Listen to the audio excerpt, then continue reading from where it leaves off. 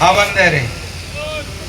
छत्रपती शिवाजी महाराज की जय. भवानी. छत्रपती संभाजी महाराज की. आजच्या या गोंदियामध्ये देवरी मतदारसंघामध्ये आपले माजी आमदार लोकप्रिय सहस्राम करोटे यांच्या प्रचार सभेला, जाहीर पक्षप्रवेश सोहळ्याला आणि आभार सोहळ्याला, आभार सभेला उपस्थित सर्व माझ्या लाडक्या बहिणी, लाडके भाऊ आणि व्यासपीठावर माझे मंत्री संजय राठोड आहेत. या ठिकाणी नरेंद्र भोंडेकर आमदार आहेत, त्याचबरोबर सुरेंद्र नायडू आहेत, मनोहर चंद्रिकापुरे हे अगोदरच शिवसेनेमध्ये दाखल झालेले आहेत, सुगंध चंद्रिकापुरे आहेत, डॉक्टर साठवणे, अर्जुन सिंग बैस, आपला कुमार नायडू, विजय नागपुरे. मी सगळ्यांची नावं घेत नाही, नावं खूप आहेत आणि व्यासपीठ देखील आपलं मोठं आहे. आणि हे व्यासपीठ हेच आपलं वैभव आहे. आणि हे समोर बसलेलं ही माझ्या लाडक्या बहिणी, लाडके भाऊ, लाडके ज्येष्ठ, ही आमची दौलत आहे. दौलत म्हणजे संपत्ती. आपल्याकडे संपत्ती काय? बाळासाहेबांच्या विचारांची आणि या लोकांच्या प्रेमाची आणि आशीर्वादाची. आणि म्हणून मी या विदर्भाच्या भूमीला आणि आपल्या सगळ्यांना वंदन करतो, मनापासून आपल्याला धन्यवाद देतो.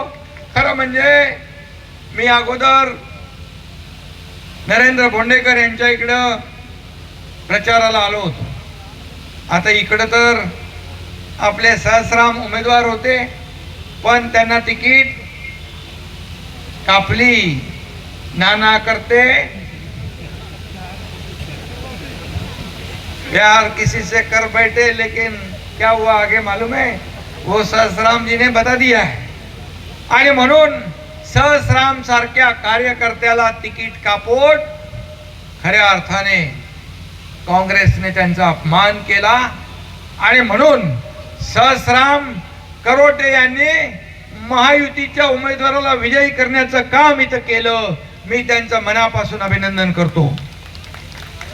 आणि मी महाराष्ट्रामध्ये अनेक ठिकाणी गेलो, निवडणुकीमध्ये प्रचाराला गेलो आणि सांगितलं की निवडणुकीमध्ये तुम्ही मतदान करा, आपल्या महायुतीच्या उमेदवारांना विजयी करा.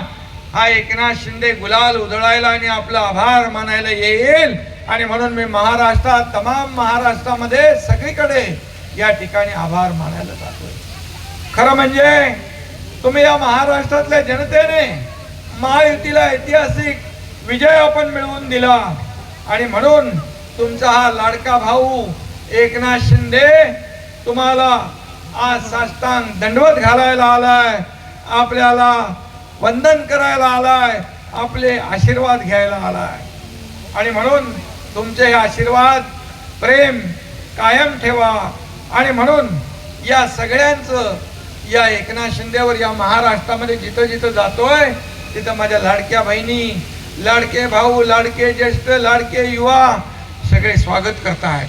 मगाशी सहस्राम यांनी सांगितलं की काय परिस्थिती होती आणि कशी निवडणूक झाली.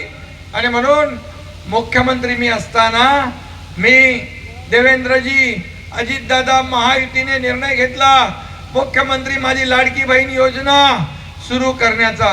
लाडक्या बहिणींना जी योजना सुरू झाली त्यांनी जरा हात वर करा बरं. बहुतेक सगळ्या माझ्या लाडक्या बहिणी सगळ्या योजनेमध्ये आहे.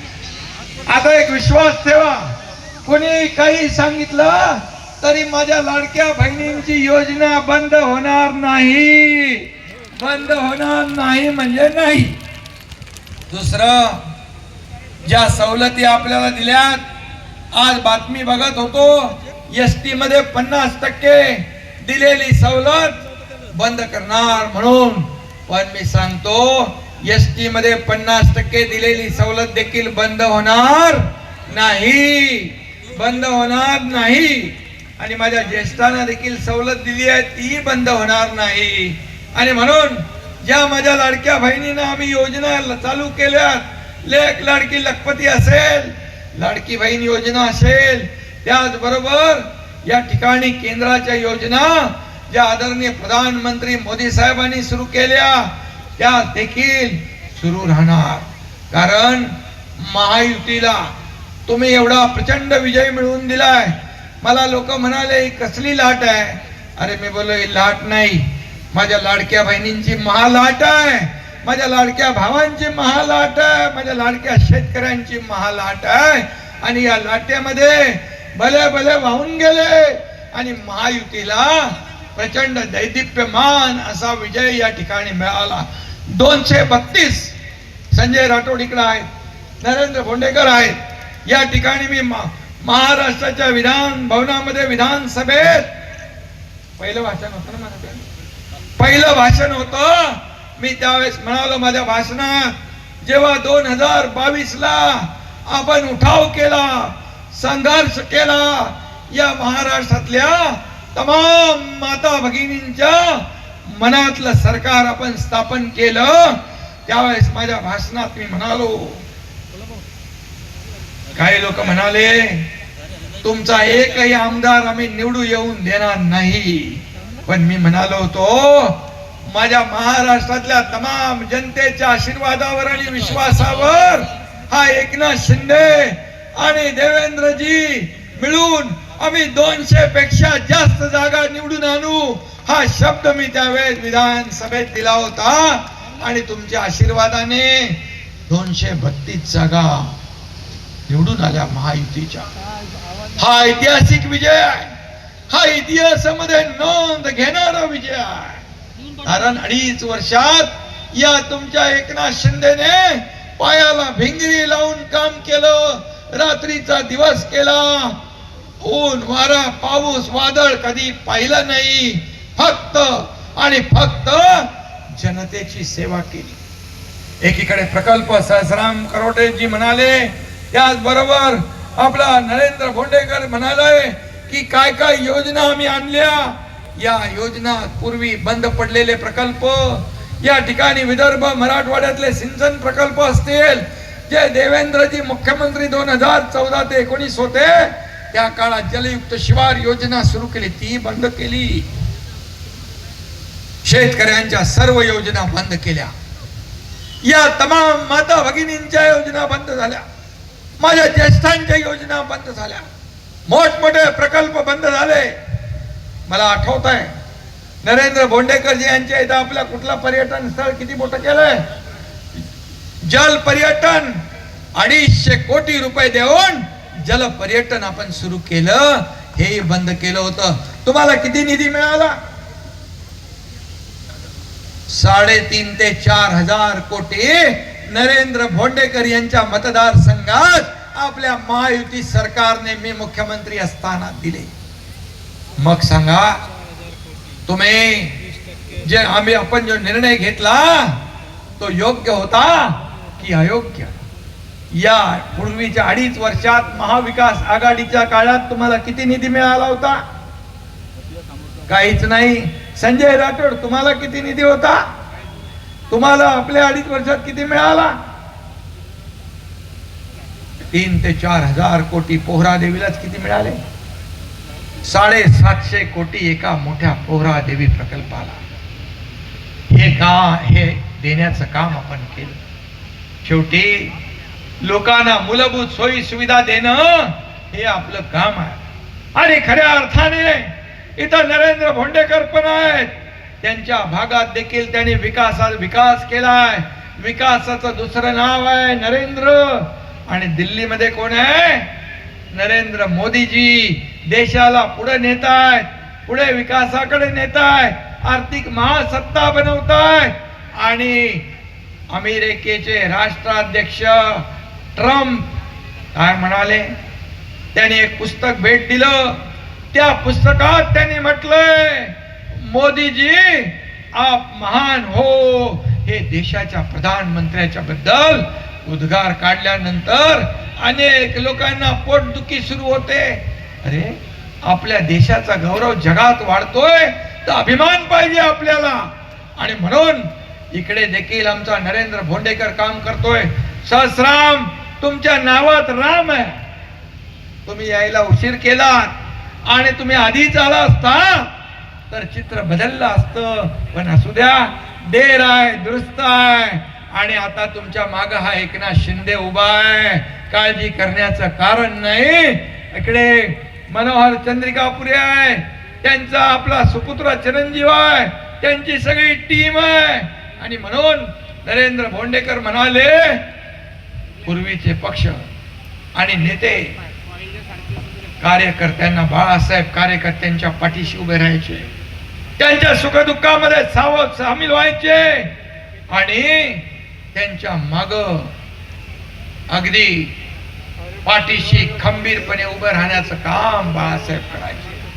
आणि आता आपण पाहिलं की गेल्या काही वर्षामध्ये तुम लढो हम कपडे संभालते, तो एकनाथ शिंदे नाही, तुमच्या पाठीशी खंबीरपणे विकासासाठी संकटामध्ये उभा खंबीरपणे राहणारा हा एकनाथ शिंदे आहे. आणि म्हणून एक सर्वसामान्य शेतकऱ्याचा मुलगा, एक शाखा प्रमुख नगरसेवक ते राज्याचा मुख्यमंत्री बनतो तेव्हा का दुखतं तुम्हाला? का पोटदुखी येते? का शेतकऱ्याच्या पोराने मुख्यमंत्री होऊ नये? का सर्वसामान्य कुटुंबातल्या पोराने मुख्यमंत्री होऊ नये? आम्ही सोन्याचा चमचा घेऊन जन्माला नाही आलो, पण आम्ही सोन्याचा चमचा घेऊन जन्माला आलो नाही, परंतु सर्वसामान्यांच्या जीवनामध्ये सोन्यासारखे दिवस आणायला मात्र आम्ही जन्म घेतलाय. आणि म्हणून सर्वसामान्य माणसाच्या जीवनामध्ये आम्हाला बदल घडवायचा आहे आणि बदल घडवून या राज्याला पुढे न्यायचं आहे. खऱ्या अर्थाने या गोंदियाच्या विकासासाठी सर्वांनी एकजुटीने आपण प्रयत्न करूया. जवळजवळ आपल्याला माहित आहे 2.5-3 वर्षापूर्वी या राज्यात क्रांती झाली आणि त्यावेळची ठिणगी आता ज्वालामुखी सारखी सगळीकडे पसरली आहे, ज्वालेसारखी सगळीकडे पसरली आहे. आणि शिवसेनेमध्ये येणाऱ्यांची आज रीग लागली आहे. जो तो आपल्या शिवसेनेच्या बाळासाहेबांच्या विचारांच्या शिवसेनेमध्ये आज प्रवेश करू लागलाय. आणि म्हणून माझ्या लाडक्या बहिणी, माझे लाडके भाऊ, या सगळ्यांच्या जीवनामध्ये आम्हाला बदल घडवायचा आहे, बदल घडवायचा आहे. तुमच्या 2-3 लोकांना मी भेटतो, थांबा तुम्ही.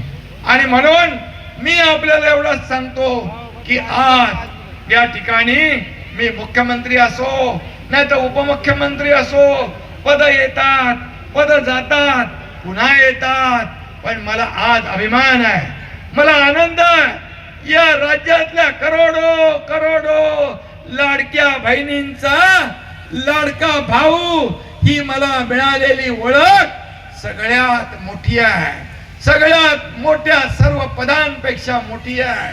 आणि म्हणून मी आपल्याला एवढंच सांगतो, मगाशी नरेंद्रनी सांगितलं की गाडी थांबवून कुठेही एकनाथ शिंदे थांबतो, याचं कारण काय? हा एकनाथ शिंदे सर्वसामान्यांचा माणूस आहे, सर्वसामान्यांचं सरकार, सर्वसामान्य आहे. गोर गरीब कुटुंबातून हा मुख्यमंत्री झालाय. आणि म्हणून शेतकऱ्यांना देखील आता 2.5 वर्षात आपण 45,000 कोटी रुपये देण्याचं काम केलं. धानाला बोनस मुख्यमंत्री असताना आपण वाढवला. आणि म्हणून एकेकाळी विदर्भ हा शिवसेनेचा बालेकिल्ला होता.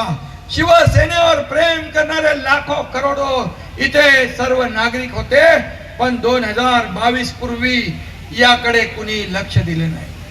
पण मी आज सांगतो ही सगळी जी टीम आहे, आणि म्हणून शिवसेनेला इथं बॅकफुटवर जावं लागलं. पण आता नरेंद्र भोंडेकर, करोटे, इथे आपले चंद्रिकापुरे, ही सगळी टीम, आणि आमचा संजय राठोड पण विदर्भातला आहे. आणि मग या सगळ्या टीमने एकत्र येऊन या विदर्भामध्ये आपल्याला काम करायचं आहे. विदर्भातला हा माणूस प्रेमळ आहे आणि म्हणून आपली शिवसेना जी आहे, आपली शिवसेना बघा, लोक काय येतात, लोक गेले की कचरा, लोक सोडून गेले की म्हणतात गद्दार. अरे बाबांनो, पण लोक काय येतात, एवढी लोक उन्हात या ठिकाणी का आली याचा विचार करा, आत्मपरीक्षण करा, आत्मचिंतन करा. हे पार तिथपर्यंत मंडप भरून पूर्ण मागे लोक रस्त्यावर उभे आहेत, हे प्रेम का लोक देतात याचा विचार करा. कारण शेअर मार्केट मधल्या शेअर सारखं आपलं असतं, गुंतवणूकदारांचा विश्वास. या ठिकाणी आपण सगळे विश्वासाने एकत्र येत आहे आणि म्हणूनच या ठिकाणी विश्वासाने तुम्ही आलात. तुमचा विश्वास आम्ही कधी कमी होऊ देणार नाही आणि म्हणून लोक आपल्या सोबत येत आहेत. आम्ही कोणाला फोडत नाही आणि म्हणून काही लोक आम्हाला फोडण्याची भाषा करतात, डोकी फोडण्याची भाषा करतात. अरे बाबा, शोले चित्रपटातला तो असरानीचा डायलॉग माहित आहे ना, मैं अंग्रेज जमाने का जेलर हूँ, आधे इधर जाओ आधे उधर जाओ, बाकी मेरे पीछे आओ. पण जरा मागे वळून बघितलं तर पाठीमागे कोणी नाही. अशी परिस्थिती ज्यांची होतीये त्यांनी अशा भाषा करू नये, आव्हान देऊ नये.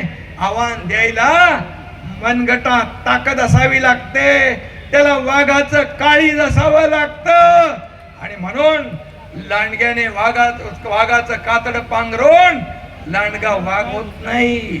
आणि म्हणून तुम्ही जे आपण इथं आलेला आहात, तुम्हाला एवढंच मी सांगतो की हे लोकसभेत हरले, विधानसभेत हरले, आता येणाऱ्या स्थानिक स्वराज्य संस्था यामध्ये देखील त्यांचा पराभव होणार आहे.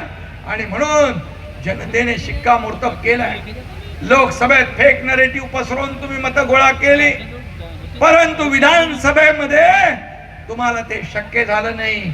माझ्या बांधवांनो आणि भगिनींनो, तुम्हाला एवढंच सांगतो, विधानसभेत महाविकास आघाडीने मंत्रिमंडळाचं वाटप केलं होतं.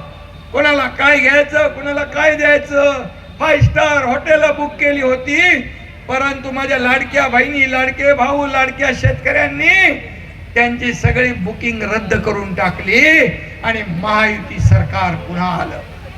आणि म्हणून तुमच्या योजनेमध्ये, लाडकी बहीण योजनेत ज्यांनी खोडा घातला, जे कोर्टात गेले, त्यांना मी सांगितलं आपल्याला भाषणामध्ये अगोदर, मी जेव्हा प्रचार सभेला येत होतो, या खोडा घालणाऱ्या दुष्ट सावत्र भावांना माझ्या लाडक्या बहिणींनी लक्षात ठेवा आणि खोडा घालणाऱ्यांना जोडा दाखवा.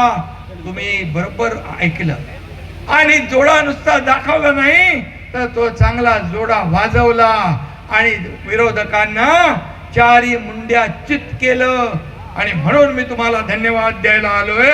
या ठिकाणी काही लोकांचं मानसिक संतुलन बिघडलंय, काही पण बोलायला लागलेत आणि मी आपल्याला एवढंच सांगतो, मी पदासाठी, खुर्चीसाठी कदापि कासावीस होणारा माणूस झालो नाही आणि होणारही नाही.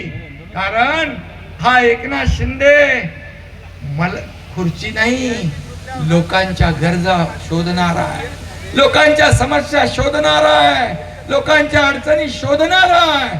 आणि म्हणून मला काय मिळालं यापेक्षा या महाराष्ट्रातल्या माझ्या तमाम जनतेला काय मिळालं हे बघणारा आहे. आणि म्हणून तुम्ही किती काही सांगितलं तरी काही त्याचा परिणाम होणार नाही. म्हणून मी एवढंच सांगतो, आपण त्यांना यांचं मानसिक संतुलन बिघडलंय, तब्येत खराब झाली आहे, त्यांना आपण गेट वेल मामू म्हणूया आणि सोडून देऊया. आणि म्हणून काही लोक म्हणाले कोल्ड वॉर आहे, आमच्यामध्ये कुठलंही कोल्ड वॉर नाही, होणारही नाही. देवेंद्र फडणवीस मुख्यमंत्री आहेत, मी आणि अजित दादा एक टीम बनून काम करतोय. कधी कधी चॅनल वाल्यांना आपल्याला कधी एखाद दिवस बिन बातम्यांचा थोडा थंड दिवस आला की कोल्ड वॉर आपण झालं म्हणून म्हणता, परंतु किती ब्रेकिंग न्यूज आल्या तरी आमचं काही ब्रेक होणार नाही. ये फेविकॉल का जोड है, कभी टूटेगा नहीं, एवढंच मी आपल्याला सांगतो. आणि म्हणून मी आपल्याला हे सांगतो, दिल्लीमध्ये या तुमच्या एकनाथ शिंदेला महादजी शिंदे पुरस्कार दिला, महादजी शिंदे राष्ट्र गौरव पुरस्कार दिला. महापराक्रमी महादजी शिंदे होते, त्यांच्या नावाचा पुरस्कार मिळणं ही देखील आपल्यासाठी अभिमानाची बाब आहे. परंतु तिथे देखील पोटदुखी सुरू झाली, उबाटाच्या पोटात चांगलीच कळ आली. अरे कितना जलोगे, जलकर एक दिन खुद ही राख हो जाओगे, अशी तुमची अवस्था होईल. अरे तुम्ही पुरस्कार मला दिला, तुम्ही अमित शहाचा अपमान केला, तुम्ही शरद पवार साहेबांचा अपमान केला, तुम्ही महादजी शिंदेचा अपमान केला, तुम्ही साहित्यिकांचा अपमान केला, तुम्ही सगळ्यांचा अपमान केला. आणि म्हणून कुठं फेडणार हा पाप. आणि म्हणून या ठिकाणी मी तुम्हाला एवढंच सांगतो की हा एकनाथ शिंदे डरणारा नाही, हा एकनाथ शिंदे घाबरणार नाही.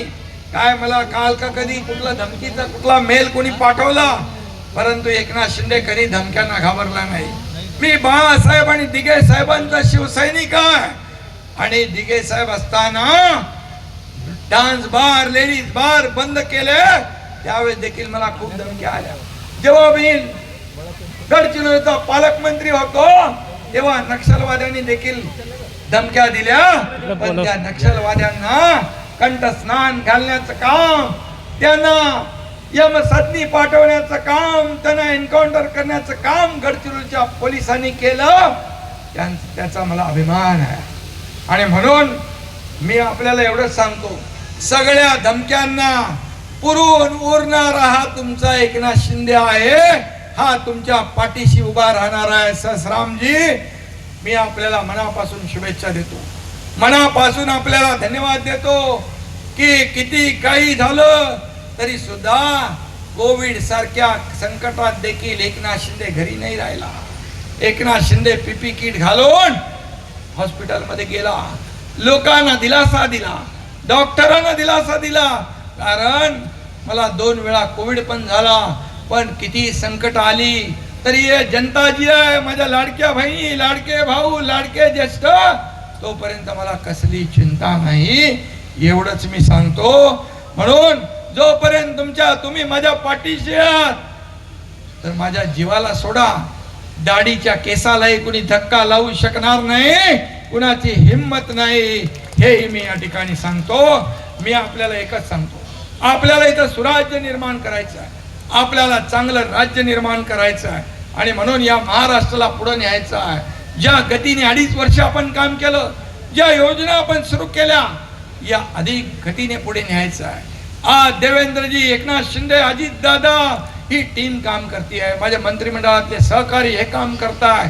आणि म्हणून तुम्हाला मी एवढाच सांगतो, मी परवा मुंबईत देखील पदाधिकाऱ्यांना सांगितलं आहे, विधानसभेत मिळालेलं यश पाहून आपण हुरळून जाऊ नका. आपल्याकडे धोक्यामध्ये राहता कामा नये. खरी लढाई तर आता सुरू आहे. या लोकांनी आम्हाला आमदार, खासदार, मंत्री, मुख्यमंत्री, उपमुख्यमंत्री सगळं केलं, पण आता यांना आपल्याला पदावर बसवण्याची संधी आलेली आहे. कोण जिल्हा परिषद लढवेल, कोण नगरपालिका लढवेल, कोण नगरपंचायत लढवेल, कोण पंचायत समिती लढवेल. आणि म्हणून त्यांना आपल्याला निवडून द्यायचं आहे, त्यांच्यासाठी काम करायचं आहे, कार्यकर्त्यांसाठी जपायचं आहे, कार्यकर्त्यांसाठी काम आपल्याला करायचं आहे. आणि म्हणून मी एवढंच सांगतो, आता लढाई आपली सुरू झाली आहे. अभी तो इस बाज की असली उड़ान बाकी है, अभी तो इस परिंदों का इम्तिहान बाकी है, अभी अभी मैंने लांघा है समुंदर को, अभी तो पूरा आसमान बाकी है. आपल्याला गरुड झेप घ्यायची आहे. तुमच्यामध्ये ताकद आहे, तुमच्या पंखामध्ये बळ आहे. आणि म्हणून या ताकदीचा वापर सर्वसामान्य माणसाच्या जीवनामध्ये बदल घडवण्यासाठी आपल्याला करायचा आहे. आणि म्हणून सहस्रामजी, तुमचं मनापासून मी अभिनंदन करतो. तुम्ही आज जो मेळावा या ठिकाणी घेतला एवढे लोक तुमच्यावर विश्वास ठेवून आले, ही तुमची जबाबदारी नाही, आता या एकनाथ शिंदेची जबाबदारी आहे। यांच्या पाठीशी उभं राहण्याची जबाबदारी या एकनाथ शिंदेची आहे। आणि म्हणून चंद्रिकापुरी असतील, सगळ्या व्यासपीठावर लोक असतील, या सगळ्यांना मी एवढंच सांगतो, या आदिवासी हा जिल्हा, या आदिवासी समाजाच्या जीवनामध्ये देखील बदल घडवण्याचं काम आपल्याला करायचं आहे। आणि म्हणून मी आपल्या सगळ्यांना मनापासून शुभेच्छा देतो, मनापासून आपल्याला धन्यवाद देतो। आणि आपले गाव तिथे शिवसेना, घर तिथे शिवसैनिक आणि गाव तिथे शाखा, आणि आता सदस्य नोंदणी आपण सुरू केलेली आहे। हजारो लाखो शिवसैनिकांच्या नोंदणी आपण करा आणि या महाराष्ट्राला पुढे न्या। धन्यवाद। जय हिंद, जय महाराष्ट्र। त्यांचं काय आहे ना, त्यांचे ते निवेदन घेऊन या, एक दोन लोक निवेदन घेऊन एक दोन लोक या।